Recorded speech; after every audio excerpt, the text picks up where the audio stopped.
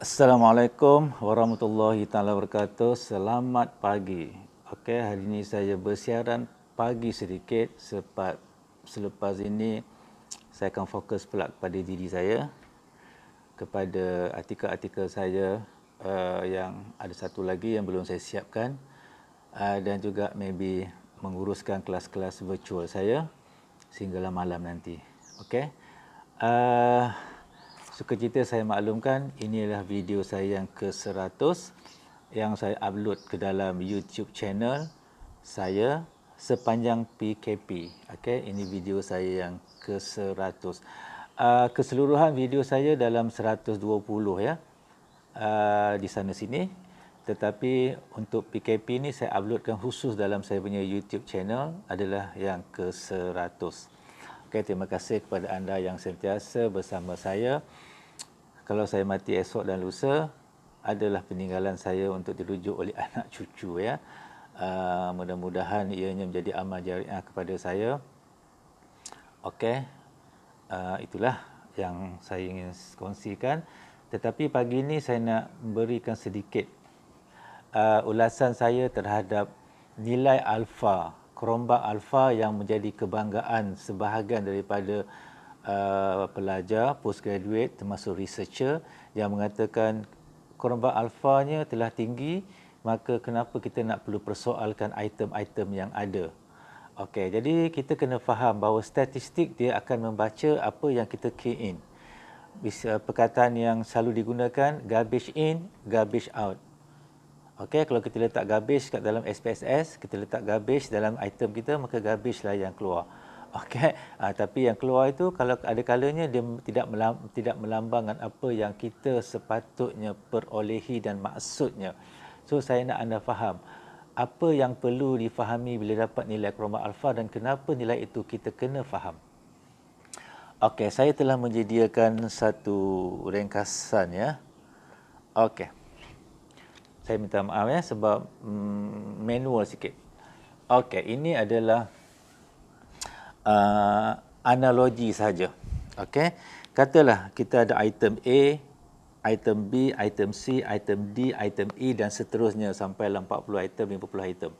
Okey, yang tanda right ini adalah mereka yang berpendapat bersetuju dengan suatu perkara. Okey, ataupun mereka yang berpengetahuan dalam satu perkara atau mereka yang melaksanakan suatu perkara. Maka dia akan berikan perkataan setuju, setuju, setuju, sangat setuju, setuju dan sangat setujulah. Terutamanya bila kita menjadikan item tu satu dimensi positif seperti yang saya kuliahkan semalamnya dalam video saya yang ke-99. Okey. Yang ini tak setuju. Dia ni maybe tidak melaksanakannya, tidak ada pengetahuan ataupun tidak setuju satu perkara ataupun tidak puas hati. Okey, degree of satisfaction dia rendah. So dia tak setuju. Yang ni setuju, yang ni orang yang tak setuju. Jadi questionnaire kita mengukur orang yang tak setuju dan juga orang yang setuju.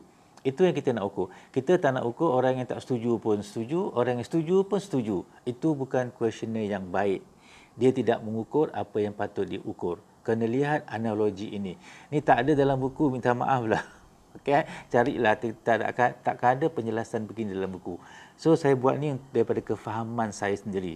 Tolong share kepada kawan-kawan adik-adik yang baru nak bertaktih di dalam dunia postgraduate, terutamanya yang melibatkan kajian survey dan pembayanan item. Okey ya. Katalah A ni adalah elemen item lah, okey.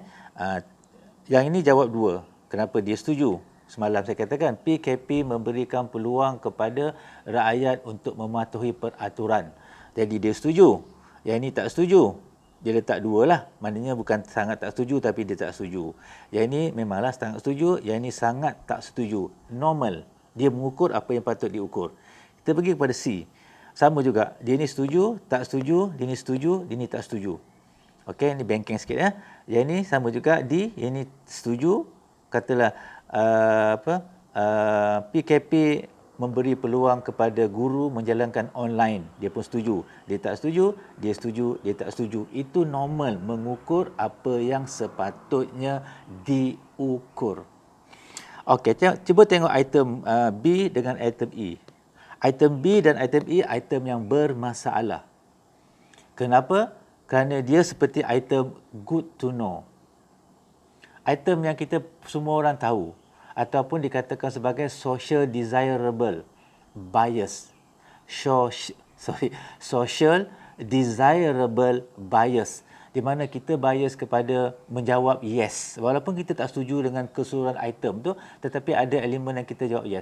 Contohnya, bila kita tanya seorang yang tak pernah sembahyang 5 waktu, kata adik-adik, sembahyang tu wajib tak? Adik setuju tak sembahyang tu wajib? Adik setuju. Dia setuju kerana it's nice to know bahawa seorang tu setuju sembahyang itu wajib.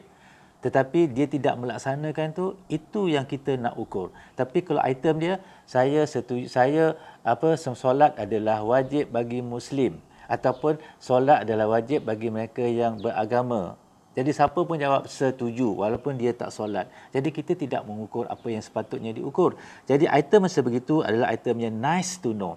5. Orang yang setuju memang setujulah. Tapi orang tak setuju pun jawab setuju.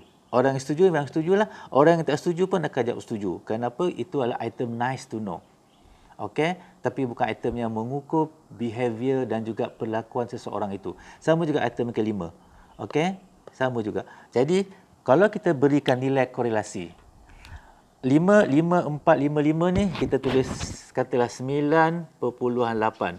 Kenapa 9.8? Kerana kalau 5, 5, 5, 5, 5 dia 1.0. Hubungannya 1. Tapi oleh kerana kita ada 4 ni, kita turunkan sikit 9.8. Yang ni pula, okey, 5, 5, 4, 4, 5. Okey, oleh kerana ada sama juga. Okey, katalah kita ni 9.6.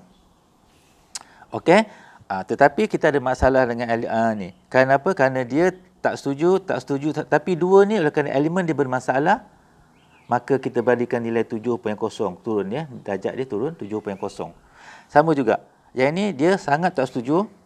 Okey, sangat tak setuju. Jadi kedua-dua nilai ni ekstrim, maka kita berilah nilai katakan 6.0. Okey. Jadi ini konsisten. Kalau semua 5 konsisten dia 1, tapi ni 9.8 lah.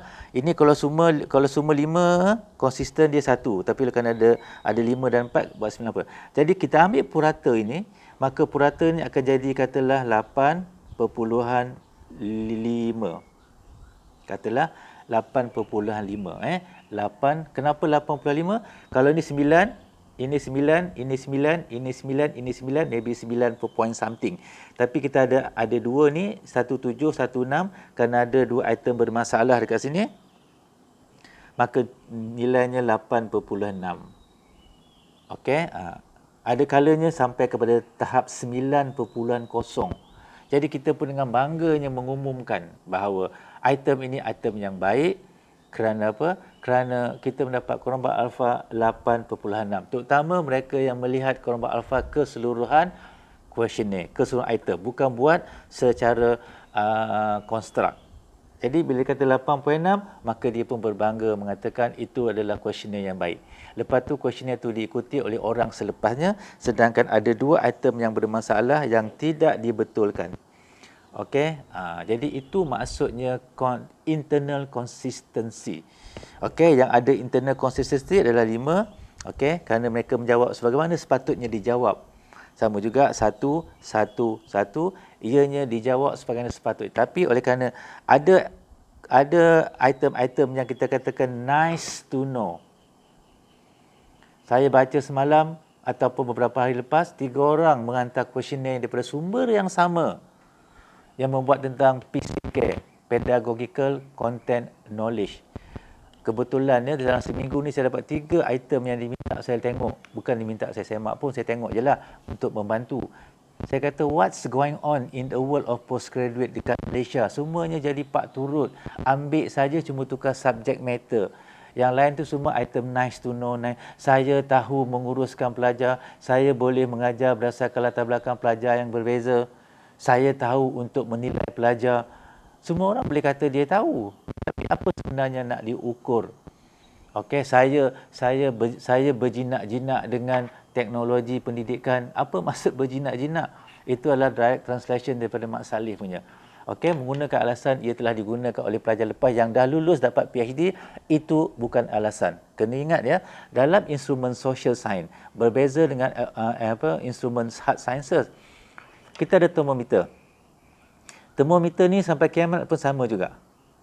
Okey, dia kalau kita ukur suhu orang kat Malaysia, kalau dia suhu dia 3.2, kita ukur orang kat England pun 3.2, kita ukur orang dekat Eskimo pun 3.2, kita ukur orang dekat mana-mana pun 3.2.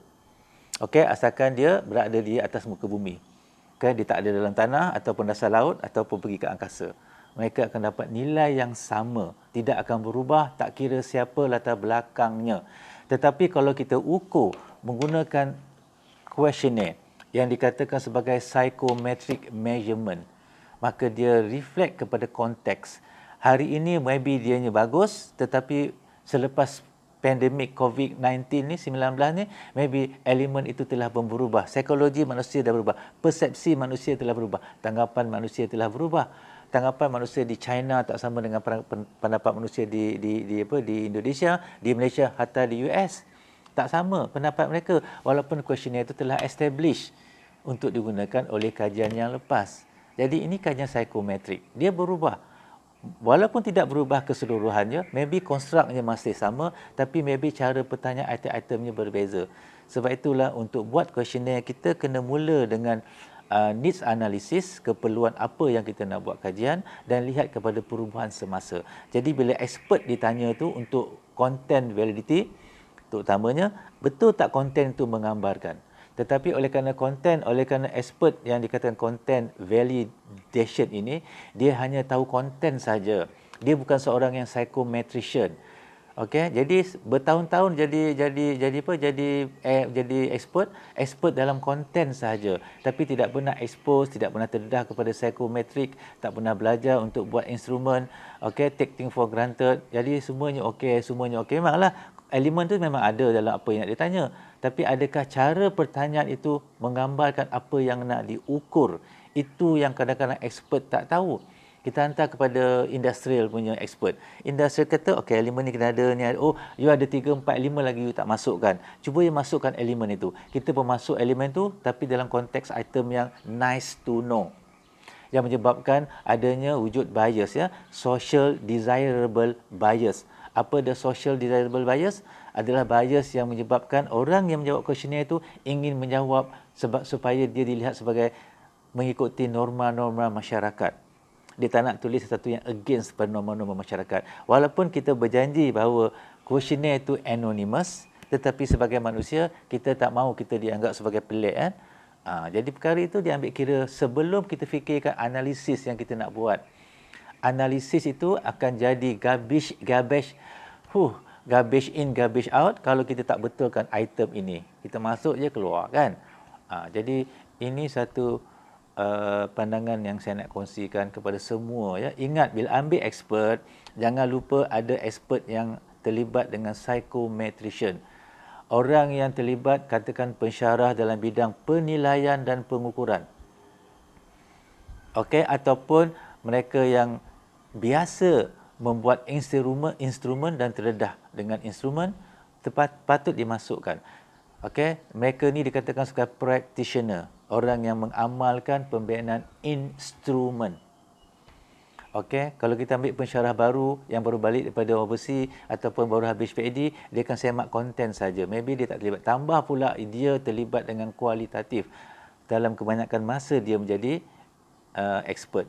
Kita tunjukkan dia, memang dia akan setuju dengan kebanyakan elemen, tapi the way we construct, we ask the question sebenarnya tidak menggambarkan